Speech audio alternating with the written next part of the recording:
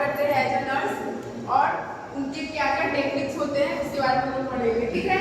तो पहले हम लोग जानते हैं वुंड केयर का डेफिनेशन, क्या मतलब है वुंड केयर से, क्या समझते हैं, ठीक है। Wound care is the systematic assessment and management of a wound to promote healing, prevent infection and restore tissue integrity. Wound care एक सिस्टमैटिक असेसमेंट है या मैनेजमेंट है वुंड की, ठीक है, जिसमें कि हम लोग हीलिंग को प्रमोट करते हैं, इन्फेक्शन को प्रिवेंट करते हैं और टिश्यू इंटीग्रिटी को रिस्टोर करते हैं। टिश्यू इंटीग्रिटी का मतलब होता है, मतलब जो टिश्यू इंजर्ड हो चुका है उसको नॉर्मल स्ट्रक्चर और नॉर्मल वो फंक्शन करे उस कंडीशन में लाने को ही हम लोग टिश्यू इंटीग्रिटी कहते हैं, ठीक है। तो वुंड केयर की डेफिनेशन समझ में आया कि क्या होता है, मतलब एक सिस्टमैटिक असेसमेंट है, ठीक है। सिस्टमैटिक इसलिए बोल रहे हैं कि सिस्टम से सारी चीजें होती है, ठीक है, सीक्वेंस से। तो ऐसा सिस्टमैटिक असेसमेंट या मैनेजमेंट वुंड का करते हैं जिसकी वजह से हम लोग हील करते हैं, हीलिंग को प्रमोट करते हैं, इन्फेक्शन को प्रिवेंट करते हैं और टिश्यू इंटीग्रिटी को रिस्टोर करते हैं। इसमें क्या क्या चीजें होती है, क्लीनिंग होती है, ठीक है, डेब्रिजमेंट यानी कि जो भी डेड सेल्स होते हैं उसको रिमूव किया जाता है, ब्लड में जो न्यूट्रोफिल्स मैक्रोफेजेस आते हैं उनके थ्रू। उसके बाद ड्रेसिंग करते हैं टाइम टू टाइम ताकि वुंड का जो है वो देखते रहे, ऑब्जर्व करते रहे किसी तरीके का हॉपस का फॉर्मेशन या किसी तरीके का इन्फेक्शन ना हो। और टाइम टू टाइम ड्रेसिंग इसलिए जरूरी है ताकि वो जल्दी से हील हो पाए, ठीक है। उसके बाद कॉम्प्लिकेशन अगर कोई आ रहा है, किसी भी तरीके का कॉम्प्लिकेशन आ रहा है तो उसको भी प्रिवेंट करते हैं, ठीक है। ड्रेसिंग क्यों करते हैं, ड्रेसिंग क्या होता है बताओ, ये देखकर ही बताओ, कोई बता सकता है कि वुंड ड्रेसिंग क्या होता है। अगर पूछा जाए कि वुंड ड्रेसिंग को डिफाइन करेंगे कैसे करेंगे, चलो देखो, wound dressing is the application of sterile materials, gauze, pads, bandages etcetera over a wound to protect it, absorb drainage, maintain moisture and promote healing. Wound dressing एक एप्लीकेशन है जो कि हम लोग पेशेंट को प्रोवाइड करते हैं जिसमें कि स्टेराइल मटेरियल जैसे कि गॉज पीस, पैड्स, बैंडेजेस, इन सब का यूज करके हम लोग घाव के ऊपर लगाते हैं ताकि घाव को प्रोटेक्ट कर सके, ठीक है। और जब हम गॉज पीस डालते हैं या बैंडेज डालते हैं तो वो ड्रेनेज का, और ड्रेनेज जो होती है घाव पे जैसे पस वगैरह निकलता है उसको एब्जॉर्ब करता है, ठीक है। उसके बाद मेंटेन करता है मॉइस्चर को, उसके बाद हीलिंग को प्रमोट करता है। और अभी हम लोग पढ़ेंगे कि कितने बहुत सारे टाइप्स के ड्रेसिंग भी होते हैं, ठीक है। और ड्राई होता है, वेट होता है और स्टिक ड्रेसिंग होता है, बहुत सारे टाइप्स के ड्रेसिंग होते हैं। हम लोग टाइप्स जानते हैं फिर डिटेल में उसको बाद में जानेंगे, ठीक है। ऑब्जेक्टिव क्या एम है इसका, वुंड केयर क्या एम है, मतलब क्यों करते हैं, ठीक है, उसके ऑब्जेक्टिव्स क्या है वो पढ़ते हैं ताकि इन्फेक्शन से बचा जा सके, ठीक है। अगर खुले घाव को छोड़ दोगे तो हमारे सराउंडिंग में हमें दिख नहीं रहा है लेकिन बहुत सारे माइक्रो ऑर्गेनिजम्स प्रेजेंट है, ठीक है।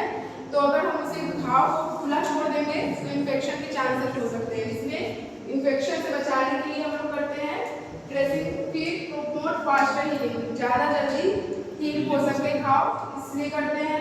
एब्जॉर्ब एक्सेस एक्सुडेट्स, मतलब जो भी एक्स्ट्रा एक्सुडेट्स है, एक्सुडेट्स में वैसा ब्लड से फ्लूइड जब एक्यूमुलेशन होता है ना तो फ्लूइड आता है, उस फ्लूइड में सब चीज़ें होती है, प्रोटीन, क्या बोलते हैं, डेड सेल, WBC, जो भी चीज़ें आपको मिलती है ना वहाँ से ब्लड से, वो सारी चीज़ें होती है।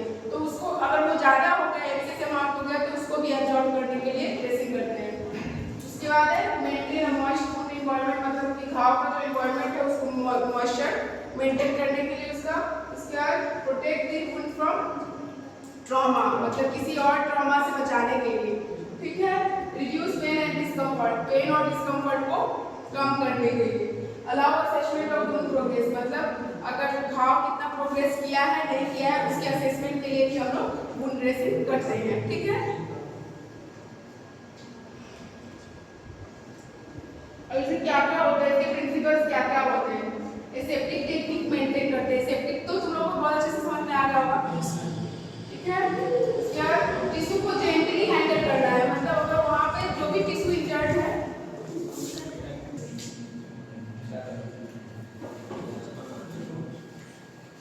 ठीक है। उसके बाद है पेशेंट के कंफर्ट और सेफ्टी के लिए हम लोग ड्रेसिंग करते हैं, ठीक है। अब टाइप्स पढ़ते हैं, टाइप्स कितने टाइप्स के होते हैं। पहला है ड्राई ड्रेसिंग, जिसमें सिंपल स्टेराइल गॉज को घाव के ऊपर डाल देते हैं, बस वो सिंपल होता है और स्टेराइल होता है, ठीक है, और सूखा होता है, ठीक है। दूसरा है वेट टू ड्राई, मतलब गॉज को मॉइस्चर करते सलाइन से, उसके बाद उसको ड्राई सूखने देते हैं और फिर उसको फेब्रिक वगैरह को हटाने के लिए यूज करते हैं, ठीक है। इसमें वेट करते हैं, मतलब गीला करते हैं पहले, ठीक है।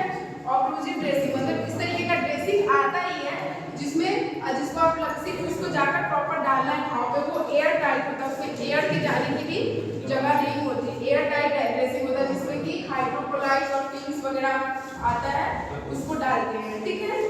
जैसे बर्न के केस में भी एक ड्रेसिंग का पैड आता है, थोड़ा सा उसमें अध्ययनिंग टाइप का कुछ लगा रहता है, उसको अप्लाई करते हैं, ठीक है।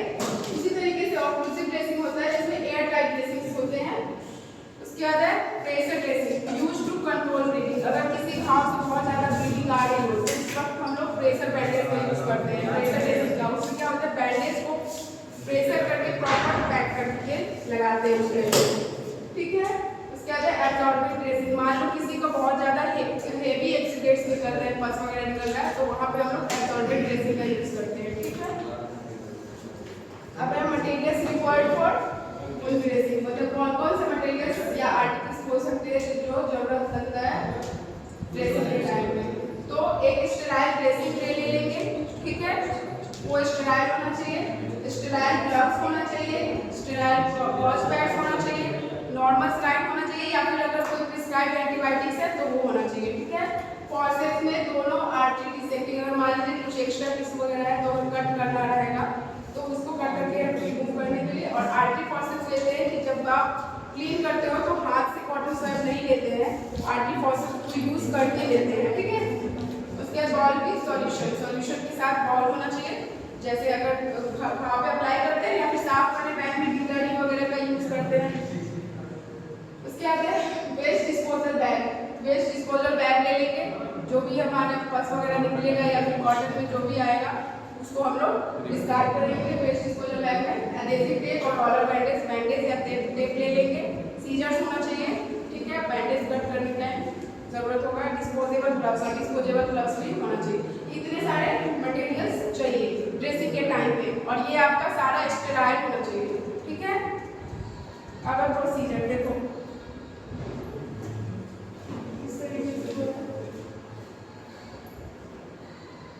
चलो प्रिपरेशन फेज तुम लोग बता सकते हो, इतना सारा प्रोसीजर लैब्स में किया है, क्या करते हैं प्रिपरेशन में। पहले एक्सप्लेन करते हैं प्रोसीजर पेशेंट को, ठीक है। उसके बाद उनकी एंजाइटी कम करते हैं, हो सकता है कि प्रोसीजर जानकर सुनकर के लोगों को एंजाइटी होने लग जाए तो उनको कम करने का काम नर्सेज का ही होता है। कोऑपरेशन इंश्योर करते हैं कि वो कोऑपरेट करेंगे और आप भी कोऑपरेट, मतलब दोनों का इन्वॉल्वमेंट कोऑर्डिनेशन और कोऑपरेशन से ही चलने वाला है, ठीक है। उसके बाद दूसरा क्या होता है, हैंड वॉश करते हैं ताकि क्रॉस इन्फेक्शन ना हो, मतलब मेरे से ही अगर मुझे ही इन्फेक्शन हो रखा रहेगा तो फिर मैं अगर उनको ट्रीट करने जाऊँगी तो उनको भी हो जाएगा, तो क्रॉस इन्फेक्शन ना हो। फिर हम लोग इक्विपमेंट तैयार करेंगे, अरेंज स्टेराइल ड्रेसिंग जो हम लोगों ने पढ़ा था, check expiry dates of solution, सारे सॉल्यूशन का एक्सपायरी डेट चेक कर लेना है, ठीक है। फिर ये सब तो फिजिकल सेटअप में आ गया कि आपका लाइटिंग सही होना चाहिए, कि आपको उनको अच्छे से ऑब्जर्व करना है, देखना है कि उसमें से कोई पस तो नहीं आ रहा है, किसी तरीके का इन्फेक्शन तो नहीं आ रहा। अगर उस तरीके का कुछ दिखा आपको, जैसे कलर अलग दिख रहा हो, ऑर्डर मतलब स्मेल अलग आ रहा, तो फिर आप उस समय चाहो तो उसमें से कल्चर भी ले सकते हैं, कल्चर लेकर के टेस्ट के लिए डाल देंगे अलग, और फिर जाकर ड्रेसिंग करेंगे ताकि पता चले कि किस तरीके का इन्फेक्शन है, ठीक है। उसके बाद प्राइवेसी प्रोवाइड करना चाहिए ताकि डिग्निटी और कंफर्ट बना रहे पेशेंट का। उसके बाद प्रोसीजर स्टार्ट करते हैं, ठीक है। पेशेंट को पोजीशन देंगे, expose only the wound area, मतलब एरिया जिस एरिया में उसको वुंड है उसी एरिया को एक्सपोज करना है, ठीक है।